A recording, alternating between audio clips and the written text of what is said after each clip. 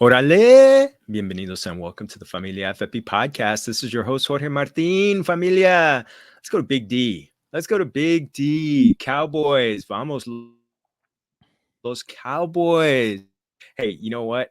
And who we got? Even though he's got an Astros cap behind him, I know he's got plenty of Cowboys paraphernalia back there with you. Our amigo RJ Ochoa from Blogging the Boys. I mean, mi amigo, welcome back. You're one of my 4 for 4 people. Been all 4 years doing this. Well, I appreciate you having me, Jorge. It's an honor to be back for the 4th year. I will say it bothers a lot of people that I am an Astros fan and a Cowboys fan. A lot of people want to tell people how to root for stuff. For the record, I'm from the Rio Grande Valley, which is the southern tip of Texas, the very bottom of the state, down near the border. Kid in the 90s, these are just the teams that made sense for me. It was the Cowboys, the Astros, and to really piss people off, I'm a San Antonio Spurs fan in the NBA. So I touch all corners of the state. Hey, you know what? If you're calling out being a San Antonio Spurs fan, a couple of tough years lately, but hey, you got Wemby there, so that's okay. And then they were pretty good in the '90s, in the 90s and 2000s. So I think you're good. I'm a big I'm a fan of the big fundamental Tim Duncan. So always, and our amigo Tony Parker. And though one time. I'm blanking on the shooting guard, the really good shooting guard from Manu Ginobili. Yeah. Manu Ginobili. I actually had a friend of mine tried to argue with me that he was better than Kobe.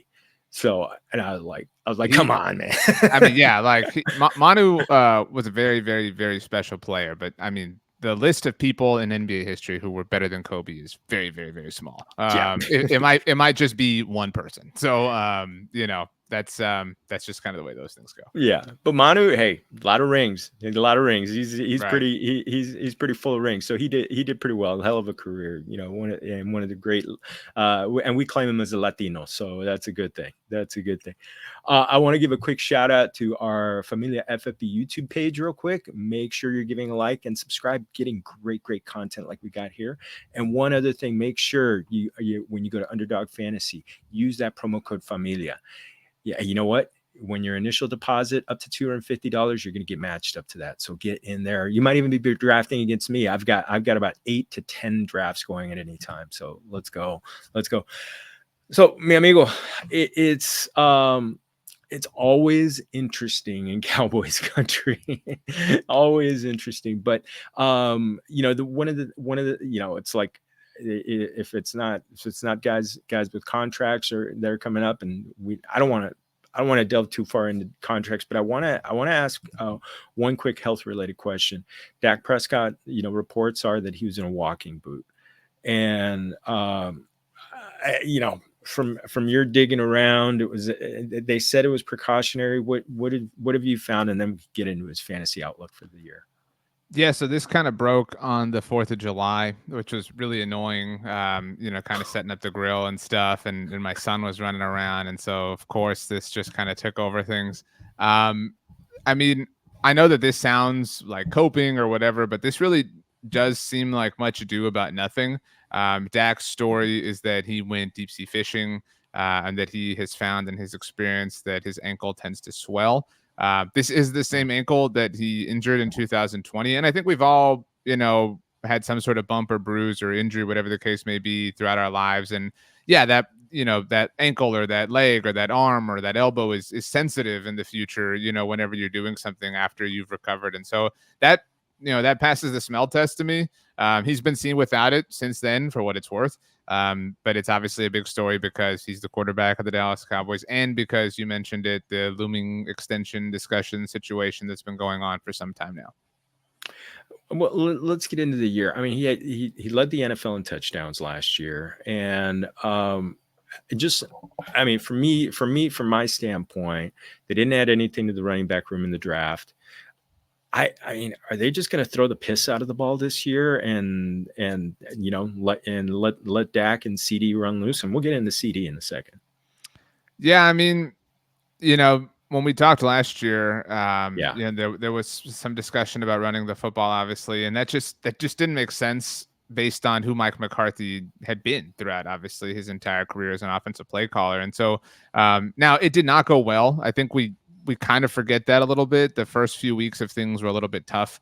The Cowboys got destroyed in a Sunday night game against the 49ers. And after that, they really kind of decided to, lean into CeeDee. And that obviously unlocked everything for them. And so I do think they're going to throw the piss out of the ball, but I do think that they, it's not a secret that the internet believes that running backs don't matter. I think the Cowboys are trying to test that as much as they can. They obviously have a soft spot in their heart for Zeke Elliott and kind of wanted him back. But so I think it's a mixture of things. I think that they believe they can kind of make this work with anyone, so to speak. I think that they also believe that Zeke Elliott can be what they need. And I think that they feel like they have proper ancillary pieces around him and Rico Dowdle and Royce Freeman, or if he makes the roster, and Deuce Vaughn and whatever. But ultimately, yeah, they probably want to rely on Dak Prescott more than anything else, which is ironic because he's entering the final year of his contract and they haven't given him a long-term extension, despite, again, seemingly believing that he is the guy that they need to tailor their entire offensive production around. Well, and it's crazy, and you're right. And I wanted to give you your flowers for that, because you saw through the coach speak that was going out there last year, and just looked at the roster, and it was just like, yeah, there's going to. When Dak and CeeDee took off for in the back half, especially when they were home in Dallas, it was on a par with what Miami was doing with Tyreek Hill, and actually it surpassed it because CeeDee was the number one. Let's put the contract aside, because I figure Jerry Jones likes to wait till the last minute to do these things and get taken care of. Dak, we're talking easy top 10 quarterback this year, right? Yeah, I don't know if you're talking just specifically fantasy or fantasy. Absolutely. And I've always thought that, Dak and his predecessor and Tony Romo are great bargains in fantasy from the standpoint of, because of who they are and the team they play for and the position they hold. The national opinion on them tends to be choker, overrated, whatever, blah, blah, blah. And you don't even have to believe that that's not true in fantasy. Because all you care about is production. All you care about is points and touchdowns and yards. But so I do think that works to your benefit if you're a fantasy player and you're willing to kind of put the BS aside, because history tells us that Dak and Romo before him obviously are incredible fantasy players. Last year, you mentioned, what Dak and CeeDee did and it being on par with Miami. What it really felt like to me as it was happening was in 2012, Dez Bryant finally took off. It was when I vividly recall that was the first year I won a fantasy title personally, which is why it is kind of so strong in my memory. And I had both Tony Romo and Dez Bryant, and they had just this insane December. Dez had 200 plus yards against the New Orleans Saints that year.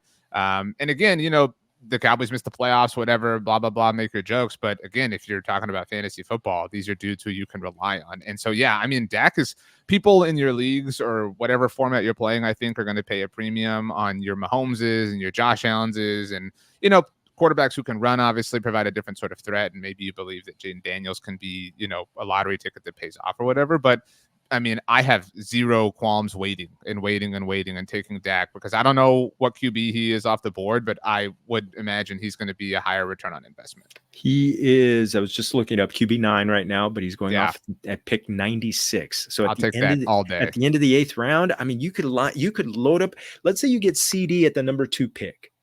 And then you get 6 other skill players, and then you get Dak all day. And again, that's not a slide against anybody else, because you can make a lot of arguments, obviously, for a lot of quarterbacks, whatever. But in that sense, this offseason has been, last year was the interceptions. That's all anybody wanted to talk about with Dak was, how he led the NFL and he'd missed games and blah, blah in 2022. But will he have the same year in 2024 that he did last year? Probably not. There'll be some regression to the mean. Will he lead the NFL in touchdowns? I don't think so. But, he will be, a solid player on a weekly basis, especially in best ball formats. And so, by all means, give me Dak. I definitely want a piece of him in whatever fantasy outlets I'm playing this year. Yeah, I think we're cruising to 4,500 yards and 30 plus touchdowns, and just lock him in for that. Well, let's you talked about CeeDee Lamb was the wide receiver 1 overall last year. It was after the bye, that he just went through. I mean, like I looked at his numbers. I think he had 100 receptions after the bye. And it was just like, man, I think if he would have just taken that, I think he still would have been the wide receiver 3, just that chunk of the season. A special player in his prime, obviously playing for a contract. He's got the Justin Jefferson marker to go for. But I mean, we're looking at another 191 targets. Could we be looking at that kind of season again? I think some of that is circumstantial, right? Like some of that depends on. I don't know that I believe in the Cowboys defense as much this year. I think you know, Dan Quinn's obviously gone. So are they trailing more? They're more, you know, shootout type games, whatever. Like, but some of that is just kind of, you know, the general plus minus effect, you know, that you see year to year with any team. But he's absolutely the real deal. Now, I don't buy, because I think people are concerned he could hold out in the season. You kind of touched on it. I would be really shocked if you know the regular season gets here, he doesn't have an extension done. That's just my opinion. And you know, he's again, I think he and Dak are candidates to regress. But I mean, even if they regress to the mean or just a little bit, I mean, their seasons were so incredible last year that they'll totally be worth it. And so CeeDee's been coming on. He just wrapped up his 4th season in the NFL, and every year he's improved in every, you know, important statistical capacity. He's had a lot of success without Dak, so he's proven that he's kind of quarterback proof in that sense. Nobody's, you know, DeAndre Hopkins throughout his Houston days, but I mean, yeah, I mean, by all means, and I mean, when you look at the Cowboys offense, I think people are so high on CeeDee because who are they going to run the ball with, whatever. But beyond that, Brandon Cooks, I think, is a little underrated as a secondary wide receiver. And Jake Ferguson's obviously another option. But, I mean, it is kind of the CeeDee show.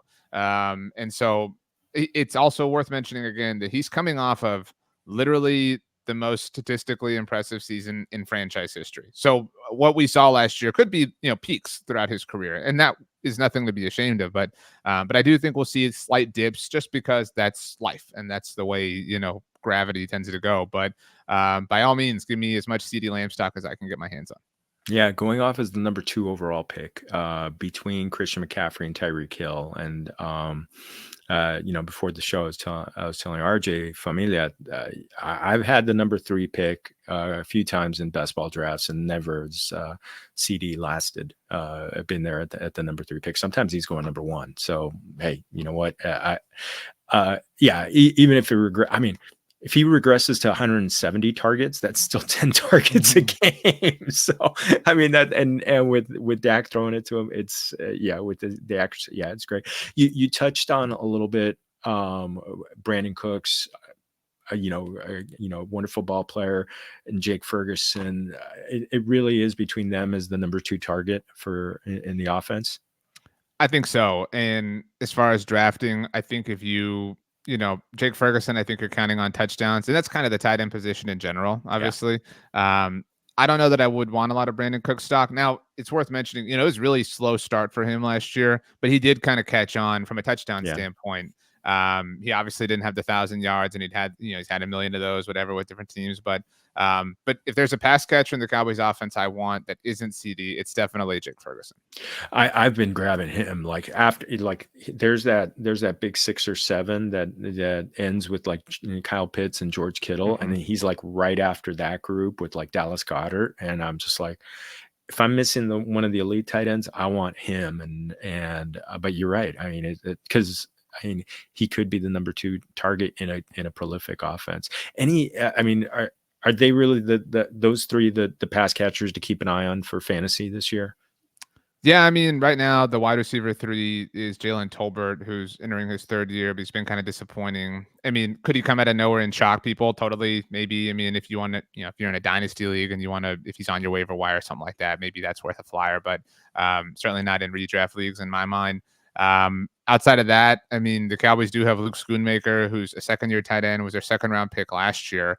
And you would think because he was a 2nd-round pick that he would be involved in the offense, but we didn't really see that all too much throughout his rookie year. And so that's kind of a wait and see sort of thing for me. If I'm drafting anybody, again, it's CeeDee, it's Jake Ferguson. Brandon Cooks is kind of my cutoff line. Okay.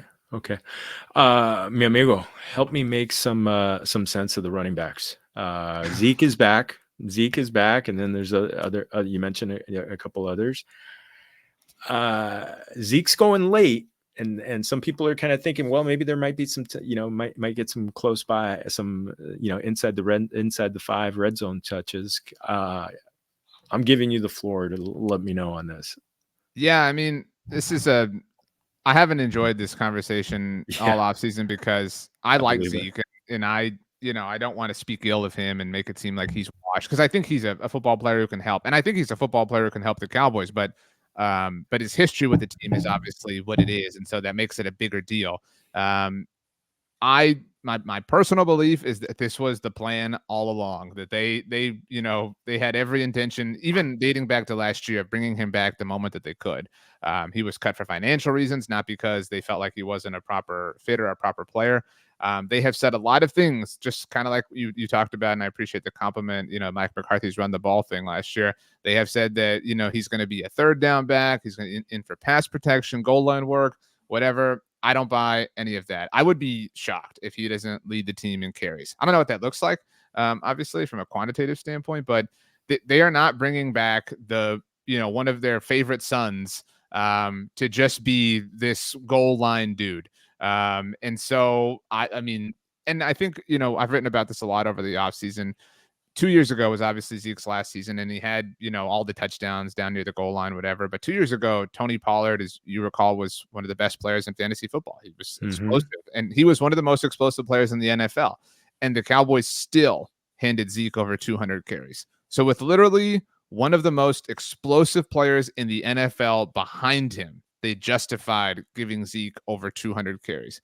There is nobody like that on this team right now, right? So if that version of Tony Pollard couldn't eat into Zeke's carries and touches and whatever, who is Rico Dowdle, the guy that they're going to suddenly prioritize over Zeke? I have a very difficult time squaring that and seeing that. And had they drafted a running back, whoever it had ultimately wound up being, I think we would all be wanting shares of him, obviously, because Cowboys running backs tend to have a lot of success in fantasy football. I think Zeke is the guy that I want. I'm not willing to take a flyer on anybody else. I'd rather be wrong there than pay whatever price it ultimately is. But I could totally see Zeke finishing the season with something like 8 touchdowns and 700 to 800 rushing yards, because they're going to give him opportunities to do so. That's what they want. I mean, and again, I know I've been a little bit long here.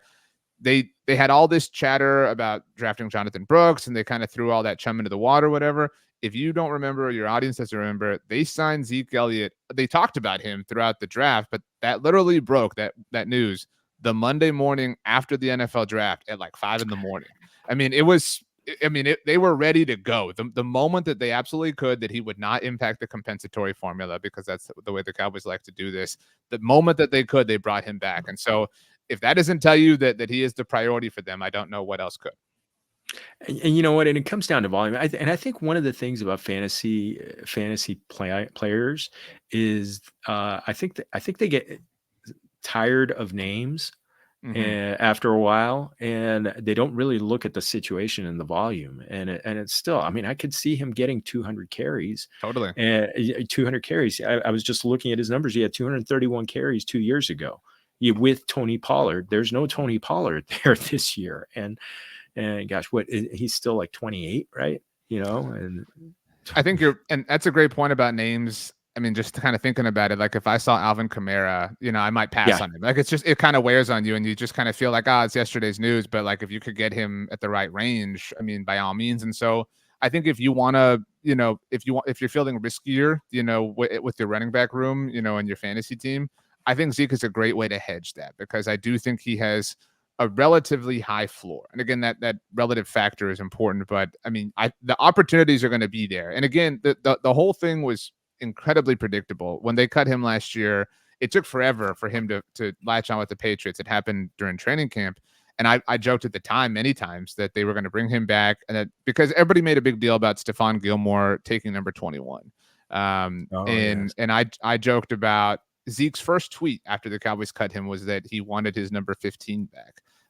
When he was drafted, skill position players weren't able to wear the number 15. They obviously are now. The rules have changed. And he obviously wore it at Ohio State, and he wore that with the Patriots last year. And so I joked all the time last year. I was like, they're definitely going to bring him back. And even though 21's gone, they're going to let him wear 15. And sure enough, they brought him back, and they ripped 15 off of Trey Lance in just cold blood and handed it to Zeke because he's Zeke. Hey, you know what? And speaking of Kobe, probably the only other player who's Right. worn two different numbers for the same team. So that'd be kind of that's gonna be kind of crazy. Zeke is going in the 11th round of I'll fantasy take it. drafts. I mean, give me 200 carries. Give me 200 carries and 8 to 10 Find any touchdowns. running back there that can touch 150 carries. I mean, that you can bank on. I'm looking at the guy before him is Chase Brown. Right after him is Jerome Ford. I can't. I've been hyping up Austin Eckler. I don't see him getting 200 carries, maybe 200 touches if you count Right. receptions. But yeah, I mean, as an RB2, if you're going heavy, if you go hero RB and you can grab him as an RB2 or an RB3, I'll take that. I'll take Absolutely. that. Take that to the bank. Vámonos. So, mi amigo, offensive line, obviously, new left tackle. What's the state of the line right now? New left tackle and new center. Oh, Tyler yes. Biadasz is blocking for Austin Eckler himself now. And so That's right. Tyler Guyton was the Cowboys' first-round draft pick out of Oklahoma. If they've earned the benefit of the doubt on anything related to roster construction, it's first-round offensive linemen. Everyone they've touched in the last decade and a half has turned into a Pro Bowler, all-pro level player. Whether that'll happen right away obviously remains to be seen, but and I mean, obviously the beginning of training camp could be chaos, what with, this guy's lining up with the ones or the twos or whatever. I think it'll take a little bit of time, maybe a couple of weeks before we see Tyler Guyton kind of getting steady, reps with the first team, but that will ultimately happen. And similarly, so the Cowboys traded back in the first round with the Detroit Lions, and they picked up a third-round pick in the process, and they spent it on Cooper Beebe, a guard out of Kansas State, who will probably play center for them. So they'll probably have Tyler Guyton at left tackle, Cooper Beebe at center. They'll keep Tyler Smith at left guard, Zach Martin obviously at right guard, and Terrence Hill at right tackle. It's a bit of a project, but they feel pretty confident in that, and they let Tyron Smith go in free agency, and Tyler Biadasz as mentioned. So they're starting over in a little bit of a sense. Well, he's got to feel good about the guards, though. Yeah. Oh, absolutely. I mean, maybe the best guard tandem in the NFL, certainly. Yeah, which getting back to Zeke, that's gonna make the running game fly. So ground and pound. You mentioned a little bit. You thought the defense might take a little bit of a step backward. Obviously, Micah Parsons is still hyper elite, one of the best defensive players. You got Trayvon Diggs coming back from a torn ACL, and Stephon Gilmore last year took a step backward. What is the kind of like outlook against the run, against the pass this year?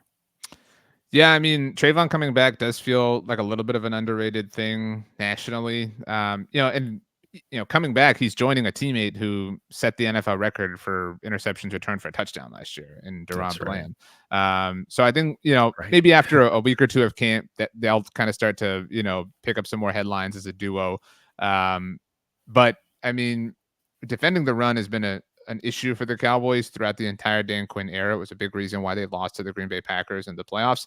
They're really depending on Mozzie Smith, their first-round draft pick last year, taking a leap and kind of fortifying things in the middle of things. But their pass rushers will be great. Micah Parsons, DeMarcus Lawrence is still, ageless. From a linebacker standpoint, Eric Kendricks was kind of their only real free agent signing. So they've got him. They do have DeMarvion Overshown, who was their third-round pick last year, also returning from a torn ACL. He really impressed throughout camp and the preseason last year. So they got him. From a safety standpoint, they have a lot of room, or a lot of people and bodies in the room who they really like.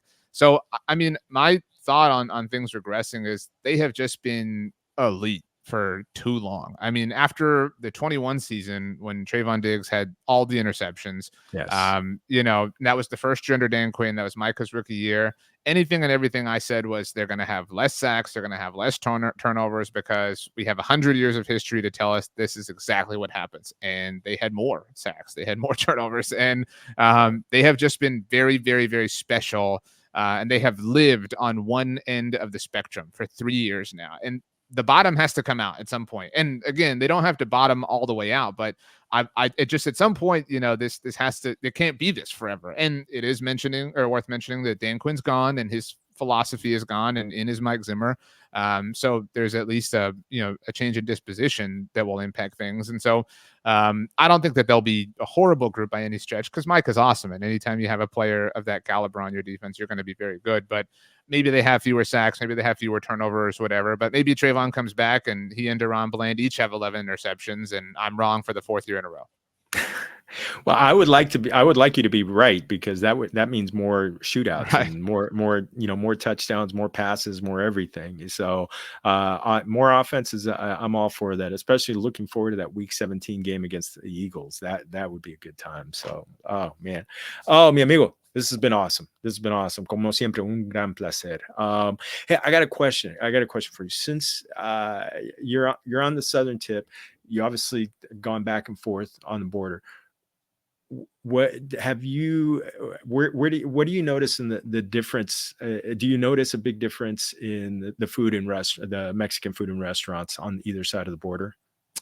Not where I live now, because I still live in Oh, the Rio Grande Valley, and so there's a lot of kind of crossover that happens on a mhm. daily basis from people. But you go a little bit further north, you go to I'd say any kind of general Tex-Mex, whether it be San Antonio or Dallas or Houston, and each one has their own kind of sort of Hispanic flair.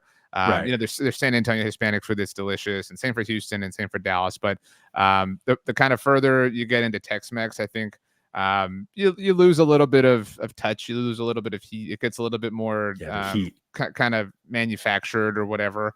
You're dealing with maybe I'd say it's really most evident in the staples of things, your rice and beans, and even just kind of the chips and salsa on your table. It's a little bit different, the tortillas are a little bit different, they're not as soft, whatever. Mm. It's minor things like that really make home feel like home. No, it's the authenticity, and that to me has always been like my hang up with Tex-Mex is that the heat factor is just it's not there. And so when you get closer to the authentic, especially right there on the border, it's just there's really a few things better. So, oh mi amigo, love it, love it. What's in your rotation right now? Just kind of, this is the final calm before the storm. I've really been enjoying the summer. I mentioned I have a 2-year-old son, and so football season is so much fun and it's great, and for our family, but it is a crazy marathon, and so it's been Yeah, nice to kind of take a deep breath and get ready for training camp to start in earnest. And so been looking at the Cowboys roster in a series I've been doing on our site, on our YouTube yeah. channel, just breaking down position by position, obviously, because camp's getting ready to start. And so we'll see if this team, that I can promise you, and you were telling me before we started, doing all this, they will find a way to entertain. Like whatever they do, however good or bad they are, it will be entertaining. And so I'm readying myself for that, and getting ready for another run. But I'm ready for them to surprise in whatever chaotic way that they're going to do so. Oh, love it, love it, love it. It's yeah, I mean, you do such great work. So, muchas gracias again for joining. Anything, any series that you got coming up on blogging the boys? No, we're about to get ready to go with camp, and so everything will just Yeah, kind of be daily headlines and reactions and stuff, because camp will bring a lot of stuff. And I'm very interested to see the new kickoff and learn from that, especially because John Fossil is the Cowboy special teams coordinator, and he's kind of the mad scientist behind it all. And so stuff like that, obviously, and before we know it, it'll be preseason and roster cut downs and fantasy drafts all over the place, and everything will feel right once again. love it, love it. It'll be right. Though this year, I want to see you get another picture with Jerry Jones. We'll see. They're hard to come by. Yeah. The one in my on my Twitter header, that was a bad day. He was very upset, and Oh so yeah. hopefully he would be in better spirits in a potential future one. Well, hopefully after signing some players to extensions, Right. that'll come about. So, oh, familia, this has been another great one with our amigo. So, RJ, muchas gracias. And familia, one more time, make sure you're going to Familia FFB on YouTube. Hit that like, hit that subscribe. Get this great content. It's gonna be, set those notifications, because we're just coming at you all the way up to training camp. And one more time, Underdog Fantasy, we talked about best ball. There's some players to be drafting. Maybe Zeke, and there maybe CD won't be there at number 3. So hopefully get that high pick, but use that promo code Familia when you do that initial deposit. Get in there. Otra vez, I'm Jorge Martin. Otra vez, muchas gracias to our invitado. And remember, todos somos familia. Salud.